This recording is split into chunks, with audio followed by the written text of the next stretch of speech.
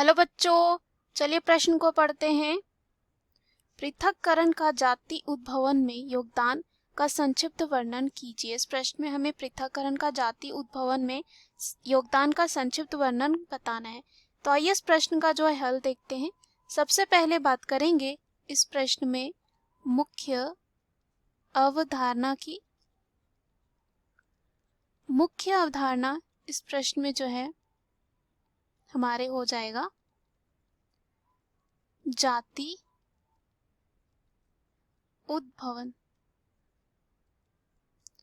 अगर हम बात करें यहाँ पे साधारण भाषा में, तो जाति उद्भवन का जो है यहाँ पे मतलब ये होता है कि एक नई जाति का बनना।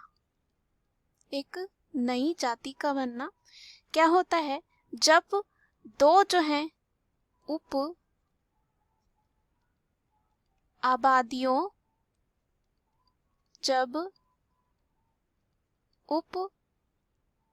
आबादियों के बीच जो है जीन प्रवाह या हम कह सकते हैं जो आनुवंशिक पदार्थ होता है, आनुवंशिक जो पदार्थ होता है उसके आदान प्रदान की संभावना जो है कम अगर हो जाती है, कम अगर यहाँ को हो जाती है, कम हो जाती है, तो क्या होता है? हम कह सकते हैं तब वे जो होती हैं, जैसे कि हम बात करें उप आबादी के जो है अपने ही सदस्यों के साथ जो है लैंगिक जनन कर पाएंगे और किसी दूसरे के साथ नहीं कर पाएंगे। लैंगिक जो है जनन कर पाएंगे। ऐसे स्थिति में क्या होगा? एक उप आबादी के दोनों जनकों के जो है यहाँ पे अप्रभावी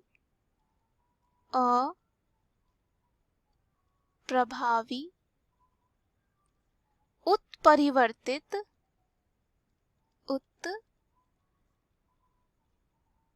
उत्परिवर्तित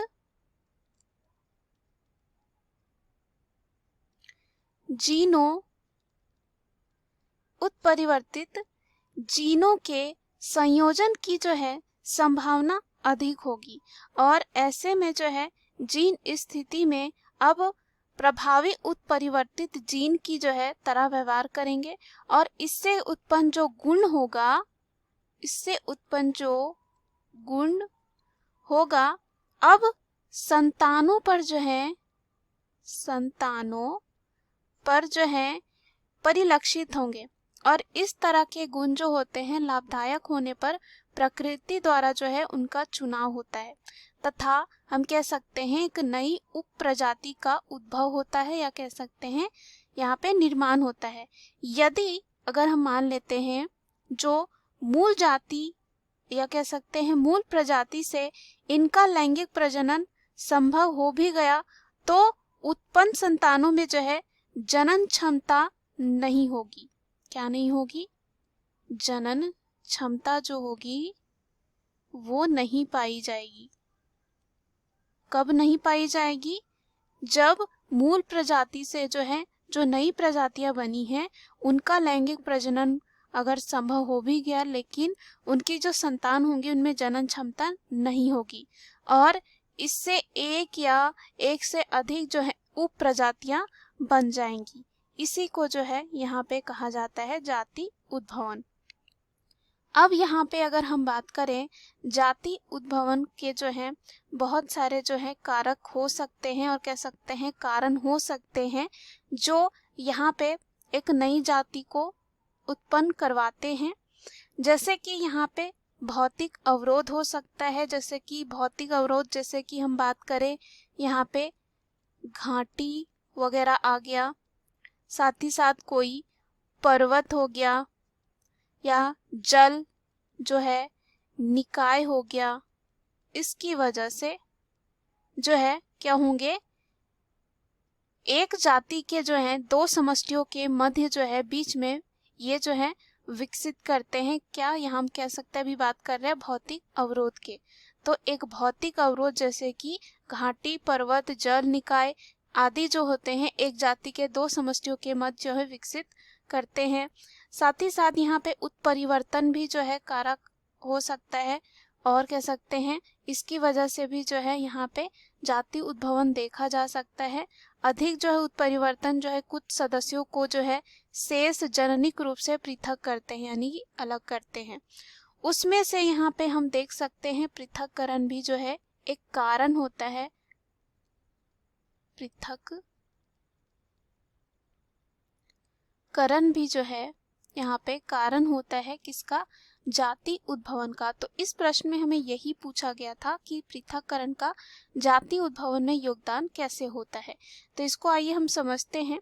तो अगर हम सबसे पहले समझते हैं कि पृथक्करण क्या होता है, तो किसी जाति के जो है, किसी जाति के जीवों का छोटे छोटे छोटे छोटे समूहों या कह सकते हैं उपजातियों में जो है, उपजातियों में जो है अलग होने की क्रिया को ही जो है यहाँ पे कहा जाता है पृथक्करण। पृथक्करण यानी कि अलग होना, ऐसा हम कह सकते हैं। और अगर हम अच्छे से इसको समझना चाहें तो कह सकते हैं कि सजीवों के समुदाय या जातियों के बीच जो है क्या करना, यहाँ पे जीन प्रवाह जो हमने ऊपर भी बात किया था, जीन प्रवाह को रोकने वाले विकल्प को ही पृथक्करण कहते हैं। और पृथक्करण जो होती है जैव विकास में, यानी कि एक नए जाति के विकास में जो है यहाँ पे महत्वपूर्ण भूमिका निभाते हैं।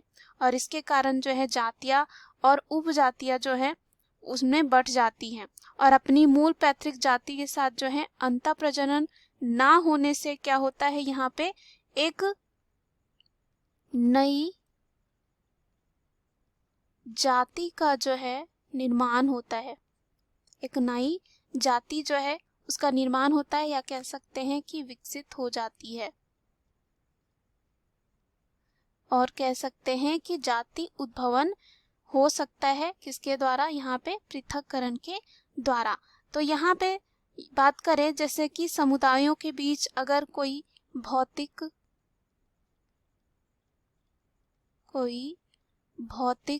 साथ ही साथ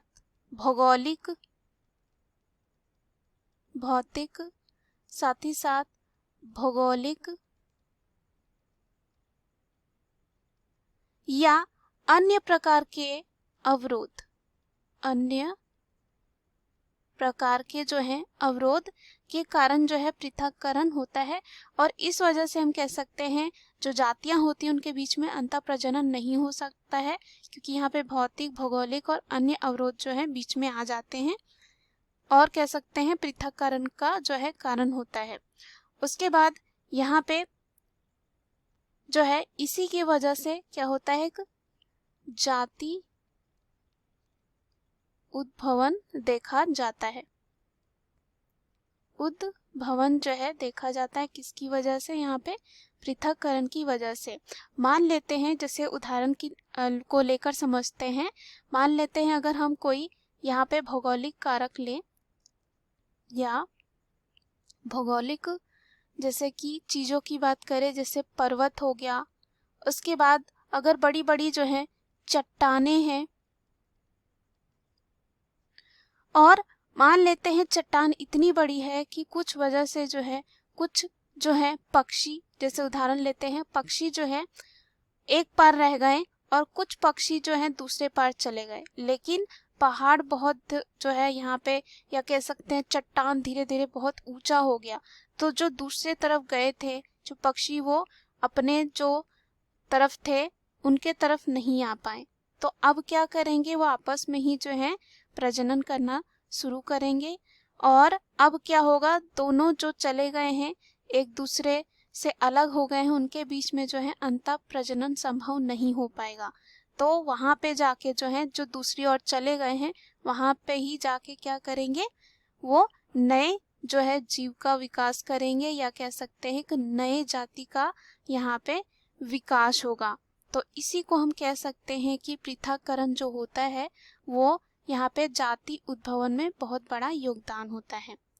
मुख्य अवधारणा के आधार पर हमने सिद्ध कर लिया है कि पृथक्करण का जाति उद्भवन में योगदान क्या है।